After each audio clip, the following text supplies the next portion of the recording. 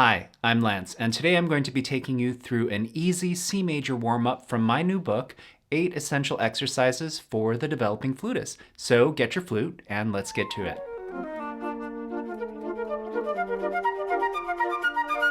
In my new book, 8 Essential Exercises for the Developing Flutist, I take conservatory level concepts and exercises and expand them and distill them for flutists of all levels. Whether you're just getting started on the flute, coming back after a break, or a seasoned advanced player, I'm sure there'll be something in this book that you can find to help you grow your practice and work on concepts such as tone, technique, articulation, vibrato, and more. For now, this book is just available as a PDF download on my website. However, I am working on ways to get paper copies, such as this one, to those who are interested. So please stay tuned to this channel for more information in the future. I call this warm-up easy. However, easy is kind of in the eye of the beholder, or in this case, the flute player. So let me tell you a little bit about what I'm going to be doing today. I'm going to be doing some long tones, some scale studies, some thirds, and arpeggios, all in the key of C major. The range is going to be from low C to high G. If you don't have all of those notes in your range yet, don't worry about it, it's fine. Just do as much as you can, and you can also use these exercises to expand your range. So I hope you'll come back and revisit this video again in the future as you gain more notes. So let's go ahead and start today's practice with some long tones. In the book, that's going to be one E and one F. Now, the number one rule about long tones is to go slowly. And this is so you can take the time to listen to the tone on every single note. Here are a few points for you to focus on as we play. Firstly, try to keep a consistent airspeed and air pressure. Secondly, listen to the tone color carefully on every note and try to avoid any drastic changes in color. Third, if you have vibrato available to you, go ahead and use it. And if not, don't worry about it. As I mentioned before, if you don't have all of the notes in the range of this exercise, don't worry about it. Just do as much as you can. This exercise is also a great way for you to progressively add one note at a time and expand your range. And if you need additional help on that, I wanted to show you my new flute fingering chart poster. Let me put my flute down so you can see that a little better. There you go. This poster is available on my website, so check out the link in the description. It is available to ship anywhere in the US as well as internationally. Okay, so here goes 1E, and be sure to take a good amount of time to breathe between each little slur. Make sure you're taking a full and deep yet relaxed breath.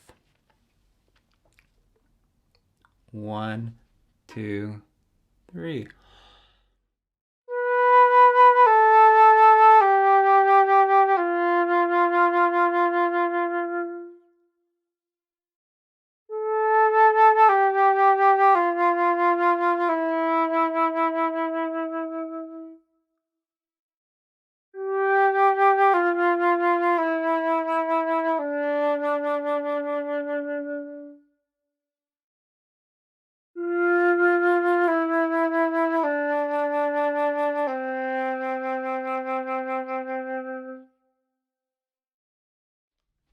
Now you might notice that I'm taking a little bit longer than 3 beats on some of these last notes, and that's totally okay. I'm just giving myself a little extra time to hear the sound and maybe develop the vibrato a little bit. All right, let's proceed to 1F. Breathe.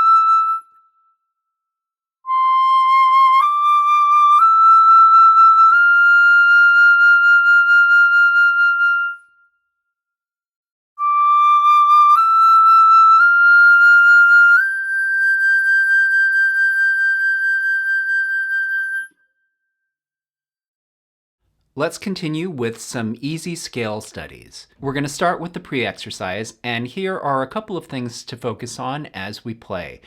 Firstly, the transitions between the notes, and in this case I'm talking about the air primarily. This means how the end of a note transitions into the beginning of the next. We want that to be as smooth as possible. Secondly, since the pre-exercise is primarily about working on transitions between neighbor notes, I want you to also focus not only on the fingerings of the individual notes, but also the fingers that are in common. For example, if we're looking at low D to E, 1, 2, 3, 1, 2 are all common. The only active fingers are the ring finger and the pinky. So it's important to keep the passive fingers a little more passive and at rest so that you can really focus on the coordination of the active fingers. Okay, here's the pre-exercise. Don't forget to take a good amount of time to breathe.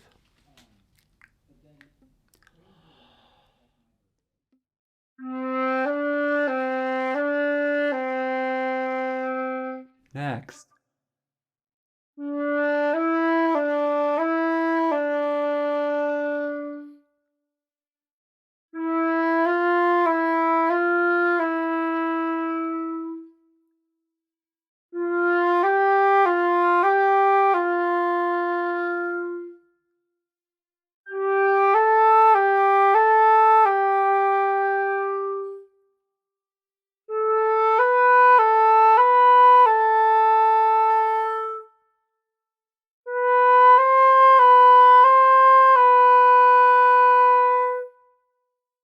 I'm going to stop right now because we're arriving at the dreaded C to D.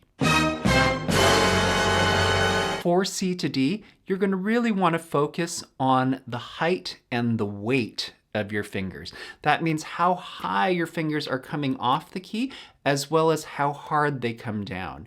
And because there are basically no fingers in common between these two notes, we really want to minimize the amount of disturbance that can be created by fingers flopping up and down very high and also coming down at different rates and at different weights. So even before you play, it's a great practice to just watch your fingers. You can also use a mirror as a tool to do this. All right, well, let's go ahead and try and play it.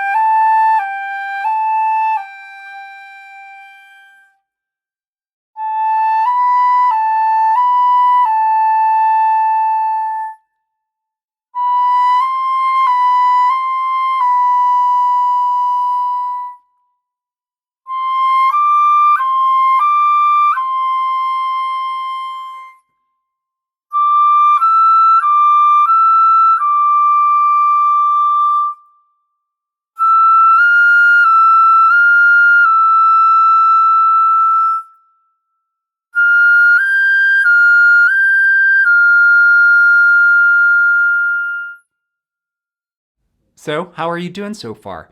Please let me know down in the comments. Let's continue on to 3A. Since we've already worked on our basic finger and note transitions, what we want to focus on in 3A is really the smoothness of those transitions.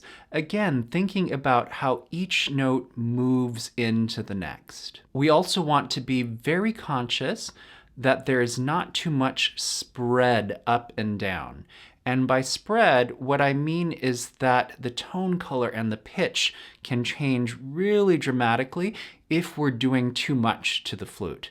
Let me give you an example of how not to do it.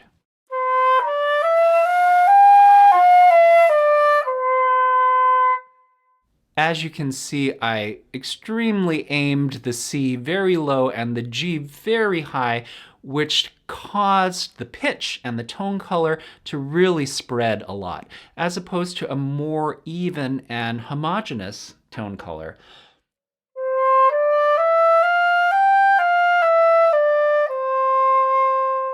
If you're having trouble starting those bottom notes, you're not alone.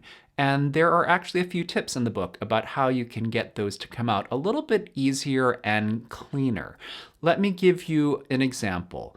For the low C, which is going to be our first note, rather than starting on the bottom, I'm going to flip the scale and start on G. Working my way down to C, I'm going to take a quick breath and then re-articulate the C.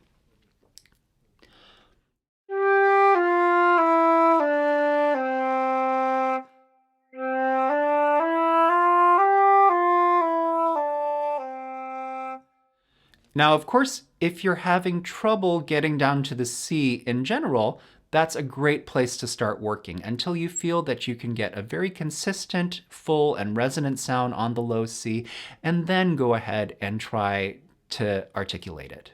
Okay, here's 3A, and again, don't forget to give yourself a lot of time to breathe. That means not right before the note starts, but maybe think about giving yourself 2 or 3 beats to breathe in. And I'm going to try to encourage us to do that. 1, 2, breathe.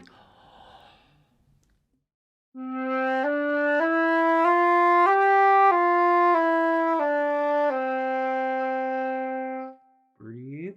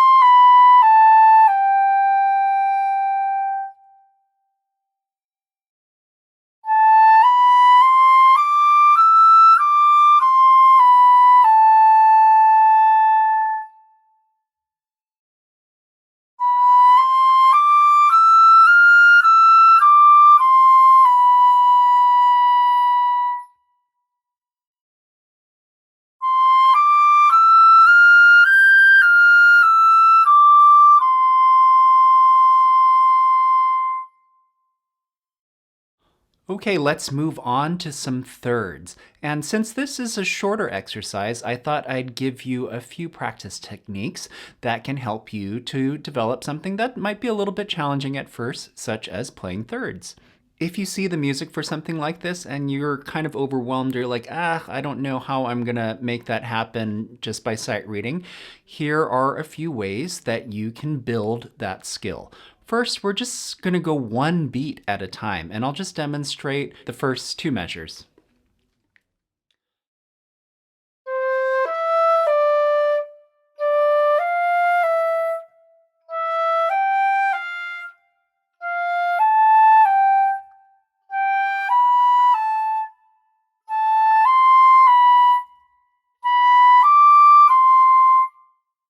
As you can see, I went one beat at a time, connecting to the next beat, then starting over again, connecting to the next beat, starting over again, and so on and so forth. Now, if you're having particular trouble with one beat, you could just repeat that a few times until you get the hang of it and until you're able to do it consistently. Now let's try doing 2 beats at once. So I'm going to start on beat 1, go to the beginning of beat 3, then start over on beat 3, go to beat 1 on the next measure. And this is what that sounds like.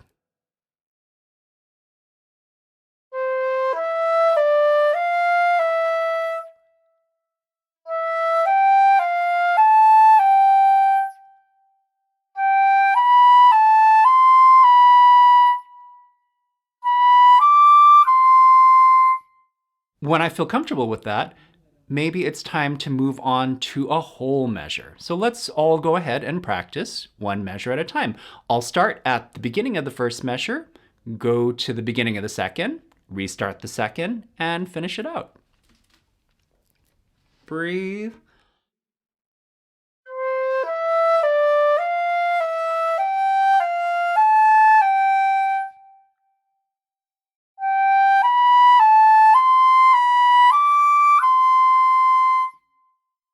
Another way to work on tricky technical skills, such as thirds, is to switch up the rhythm and to play unevenly.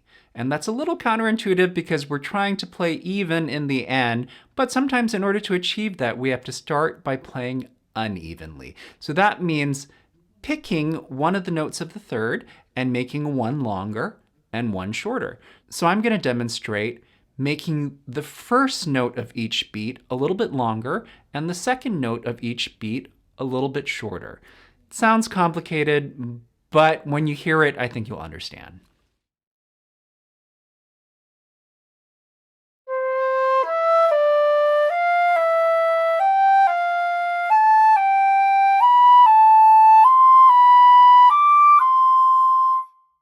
Now I'm going to go ahead and reverse that. So the first note of each beat is going to be a little bit shorter, and the second note is going to be a little bit longer.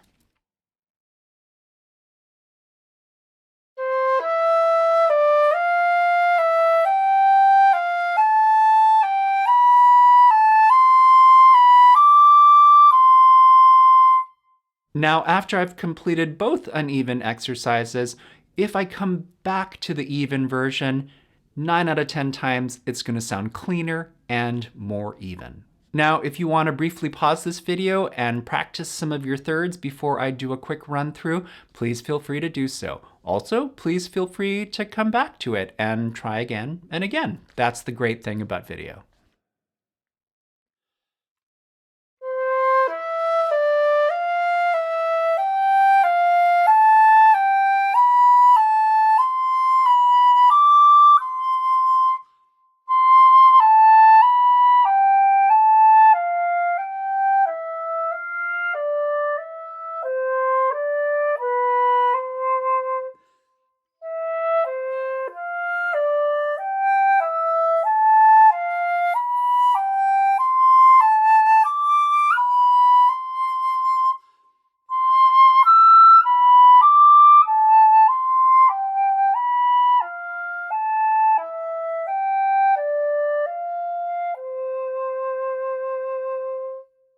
Let's finish out today's warm-up with some arpeggios. And if you don't know, arpeggios are just chords that are broken up into the individual notes.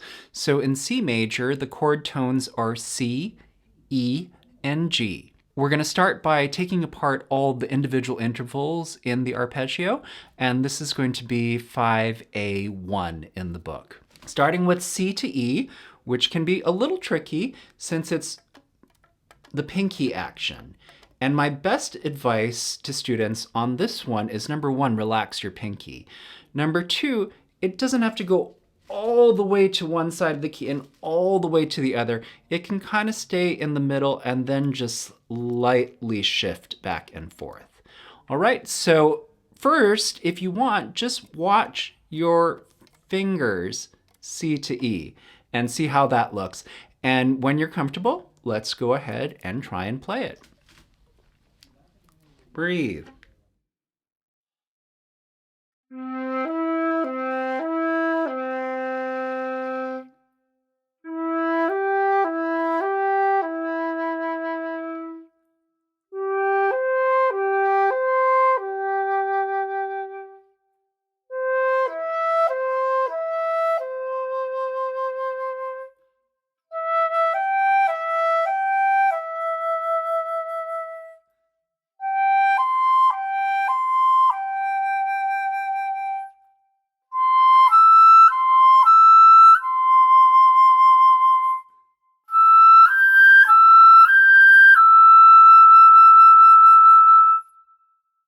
Let's go ahead and proceed to the next exercise, 5A2, and please note that it does repeat an octave up. Here are a few things for you to focus on as we play. Similar to the scale exercises we did before, you're going to want to be feeling and listening for the continuity and the connectivity of the air over the course of the arpeggio. You're also going to want to think about the ends of the notes and how they connect to the beginning of the next note.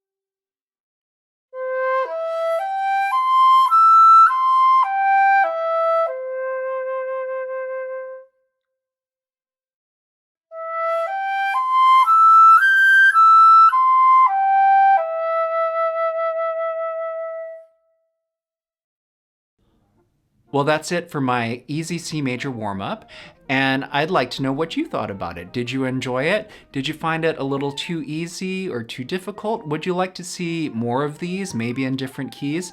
Please let me know down in the comments. Also, please check out my book, 8 Essential Exercises for the Developing Flutist, available to download as a PDF at lancesuzuki.com/store. While you're there, please check out my other flute merchandise, such as apparel like this, my flute fingering chart poster, and more gifts for flutists and lovers of flute music. Well, that's it for this video, and I hope you've enjoyed it. If so, please let me know by giving it a like and down in the comments. Also, for more informational and inspirational flute content like this, don't forget to subscribe to my channel and hit that notification bell as well. Thanks for watching.